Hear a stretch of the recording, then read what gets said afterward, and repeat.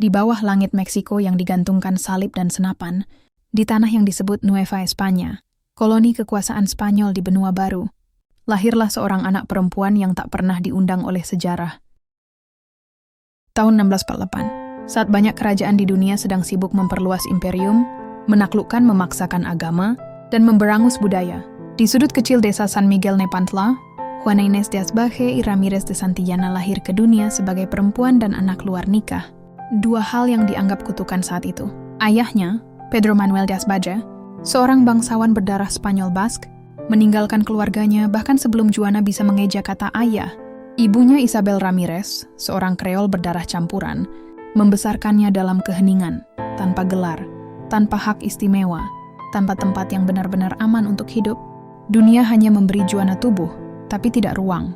Tapi anak perempuan ini tidak tumbuh seperti yang diharapkan oleh gereja dan mahkota.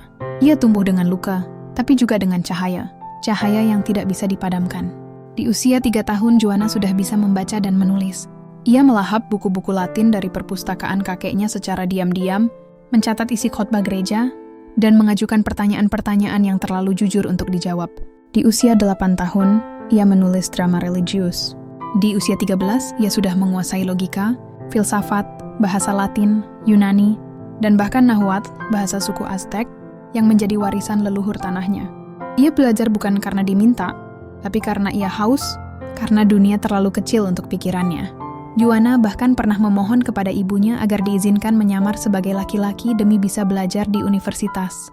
Sebuah permintaan yang hanya bisa dilihat sebagai kegilaan, jikalau dunia menolak mengakui bahwa permintaan itu lahir dari kerinduan yang tulus akan pengetahuan. Karena tidak diizinkan masuk gerbang universitas, Juana membangun universitasnya sendiri di dalam kepalanya. Ia menghafal ratusan halaman buku, melatih argumen, menjawab pertanyaan filsafat hanya dari lembaran-lembaran imajiner yang ia simpan dalam dada. Di usia 16, ia dibawa ke istana oleh Leonor Carreto, istri Raja Muda Spanyol.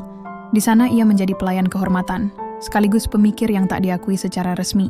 Bahkan dalam sebuah ujian terbuka, Juana diuji oleh 40 pria terpelajar, teolog, ahli hukum, penyair, sastrawan.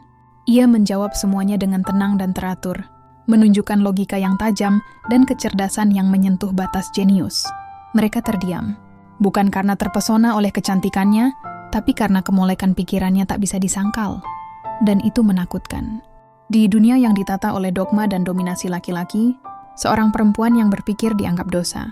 Jika ia berpikir keras, maka dosanya 2 kali lipat. Sehingga ketika Juana menunjukkan bahwa pikirannya bisa menjangkau langit yang bahkan belum dicapai para imam, di saat itulah gereja mulai resah. Tapi Juana tidak gentar. Ia tidak berteriak. Ia tidak memegang senjata.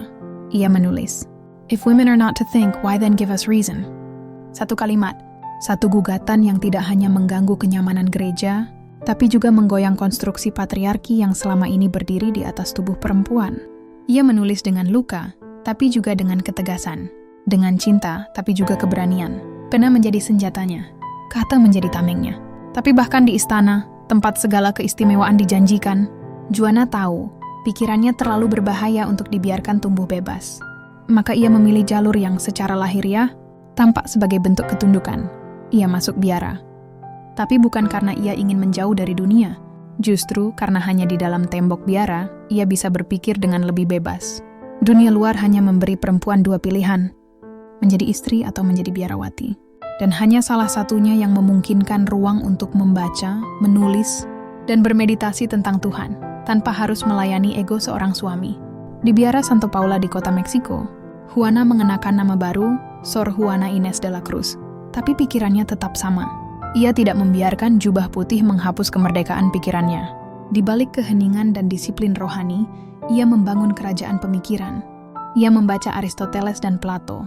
Ia menyelami mistisisme Ibn Arabi. Ia menulis puisi tentang cinta, menyusun drama tentang realitas, dan menulis prosa yang menggugat ketidakadilan sosial. Tapi gereja tidak tinggal diam. Mereka melihat Sor Juana sebagai gangguan. Pastor Antonio Vieira menuduhnya menulis dengan hasrat duniawi. Pastor Manuel Fernández de Santa Cruz, yang menulis kritik keras atas tulisannya dengan nama samaran Sor Filotea de la Cruz, menekan Sor Juana agar berhenti menulis. Namun Sor Juana tidak diam.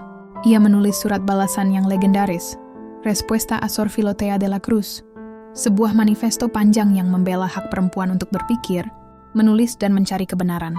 Dalam surat itu, ia kembali menulis, "Jika perempuan tidak boleh berpikir, mengapa Tuhan memberi mereka akal budi?" Sebuah kalimat yang sederhana, tapi menampar keangkuhan gereja dan sistem patriarkal. Tapi tekanan terus datang. Ia dipaksa melepas koleksi bukunya. Ia perlahan menjauh dari aktivitas menulis.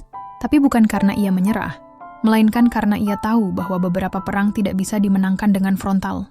Dalam diamnya, Sor Juana tetap menulis. Bait-bait puisi tetap mengalir. Ia menghidupkan api kecil di tengah malam panjang kolonialisme. Salah satu puisinya yang paling keras berjudul Hombres Necios que Acusáis. Sebuah kritik pada pria-pria yang menyalahkan perempuan atas moralitas, padahal merekalah yang terus menciptakan situasi yang rusak. Ia menulis dari biara, tapi suaranya menembus tembok-tembok gereja, menjangkau hati orang-orang yang belum pernah mendengar namanya, tapi merasakan getaran kejujurannya. Menjelang akhir hidupnya, wabah penyakit melanda kota Meksiko. Sor Juana tidak mundur. Ia merawat para biarawati yang terinfeksi. Ia tidak bersembunyi di balik kitab. Ia turun ke ranjang-ranjang orang yang sakit dan menyalakan cahaya bagi yang sekarat. Hingga akhirnya tubuhnya sendiri tumbang. Tahun 1695, Sor Juana meninggal dunia. Tapi apa yang ia tinggalkan tidak pernah mati. Warisannya adalah keberanian. Kata-katanya menjadi kitab. Puisinya menjadi pelita.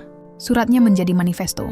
Ia tidak hanya dikenang sebagai penyair terbesar abad ke-17 di dunia baru, tapi juga sebagai simbol feminisme paling awal di benua Amerika. Namanya ada di jalan-jalan, universitas, museum, bahkan di wajah uang kertas.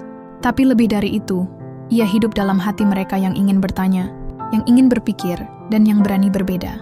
Dunia hari ini memang sudah jauh dari masa kolonial, tapi patriarki masih bernapas, diskriminasi masih hidup, dan perempuan masih harus menempuh jalan panjang untuk bisa duduk di meja yang sama.